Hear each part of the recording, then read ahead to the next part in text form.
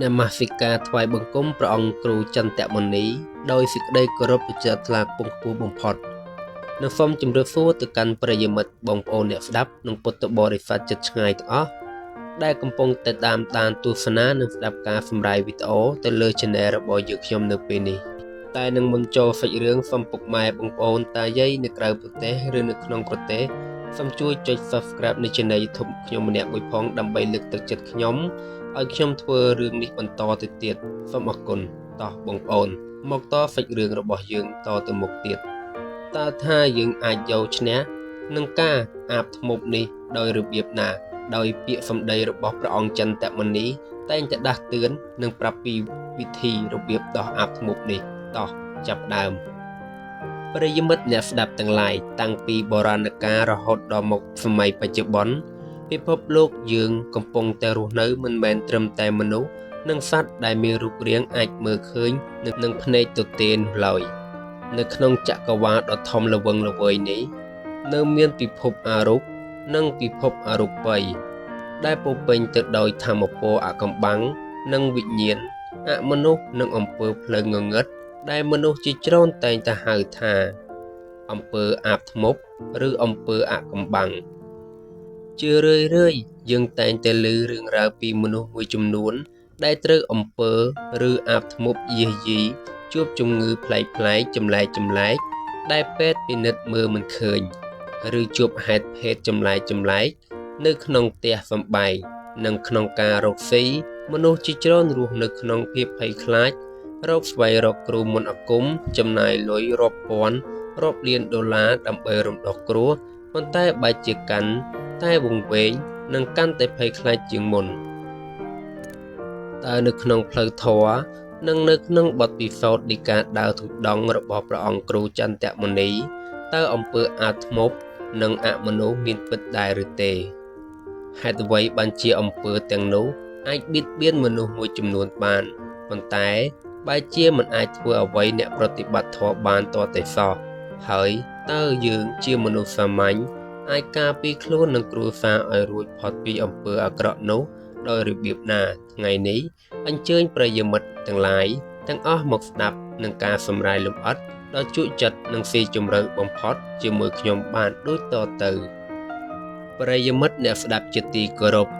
ដើម្បីកុំឲ្យយើងវង្វេងនៅក្នុងអបិយជំនឿលោកម្ចាស់គ្រូព្រះអង្គចន្ទមុនីបានពន្យល់និងដាស់តឿនយ៉ាងច្បាស់ថាអំពើអាបធ្មប់ឬវិជ្ជាភ្លើងងងឹតទាំងឡាយវាកើតចេញពីថាមពលនៃទោសៈនិងសេចក្តីស្អប់ខ្ពើមដែលអ្នករៀនឬប្រើប្រាស់អាបធ្មប់គឺជាបុគ្គលដែលបង្កើតថាមពលអវិជ្ជមានយ៉ាងធ្ងន់ធ្ងរពួកគេប្រើប្រាស់ព្រលឹងអរូបដែលមានពោរពេញកំហឹងឬប្រើប្រាស់ថាមពលងងឹតដើម្បីទៅបៀតបៀនអ្នកដទៃប៉ុន្តែ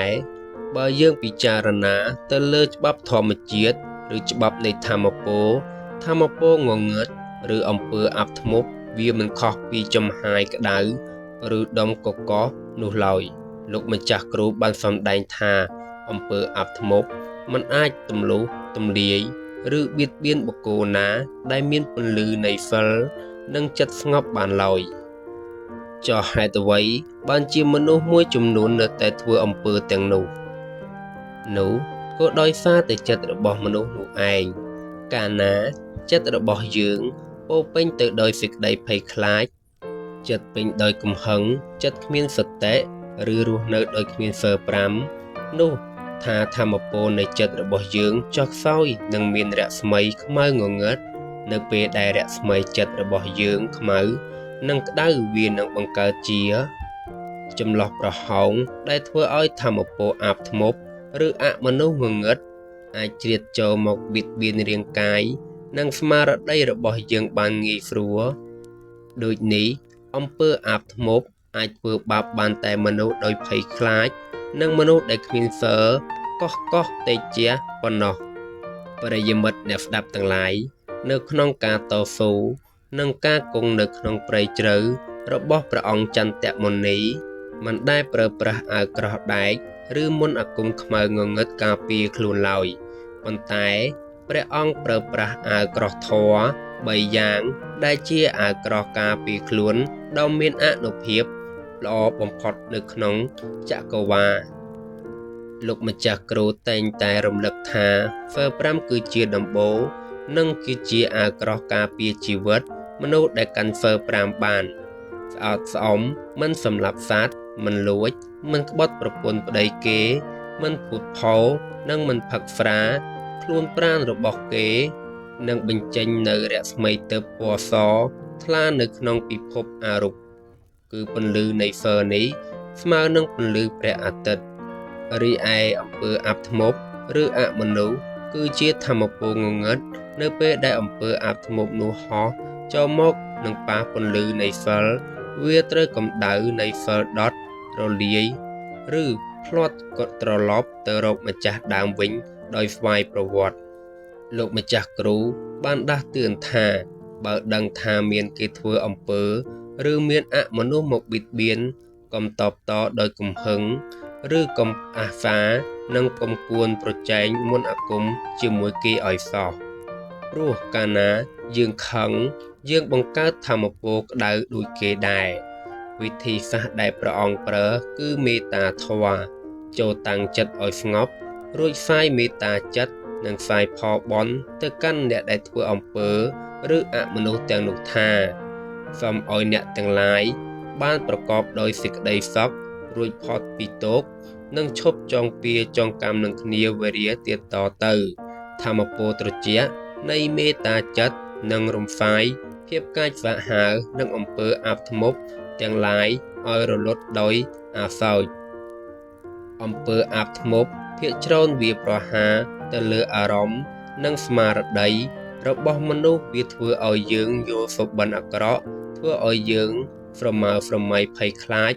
និងធ្វើឲ្យយើងឮសំឡេងចម្លែកប៉ុន្តែប្រសិនបើយើងមានសតិដឹងខ្លួនជានិច្ចធ្វើសមាធិឲ្យចិត្តនៅនឹងថឹងនឹងមិនតត់ស្លុតមិនរវើរវាយនោះអំពើទាំងនោះមិនអាចធ្វើអ្វីចិត្តយើងបានឡើយប្រិយមិត្តអ្នកស្ដាប់ជាទីគោរពប្រសិនជាបងប្អូនមានអារម្មណ៍ថាផ្ទះសម្បែងរបស់បងប្អូនមានភាពមិនប្រក្រតីមានអារម្មណ៍ថាក្តៅក្រហាយរកស៊ីមិនកើតឬសង្ស័យថាមានអំពើអាប់ធ្មប់ឬអមនុស្សមកយាយីចូលអនុវត្តតាមវិធីសាស្ត្រធម៌ដែលលោកម្ចាស់គ្រូព្រះអង្គចន្ទមុនីតែងតែណែនាំដូចខាងក្រោមទី1កុំរត់រកគ្រូទាយឬគ្រូអាគមផ្ដេសផ្ដាស់ការរត់រកគ្រូអាគមដែលគ្មានសិលជួនកាលកាន់តែធ្វើឲ្យយើងខាតបង់ទ្រព្យសម្បត្តិនិងនាំយកធម្មពលងងឹតផ្សេងទៀតចូលមកក្នុងផ្ទះយើងថែមទៀត2សូត្រធម៌និងភាវនាសំឡេងធម៌ក្នុងផ្ទះជារៀងរាល់ថ្ងៃសូមអុជធូបថ្វាយបង្គំព្រះរក្សាចិត្តឲ្យស្ងប់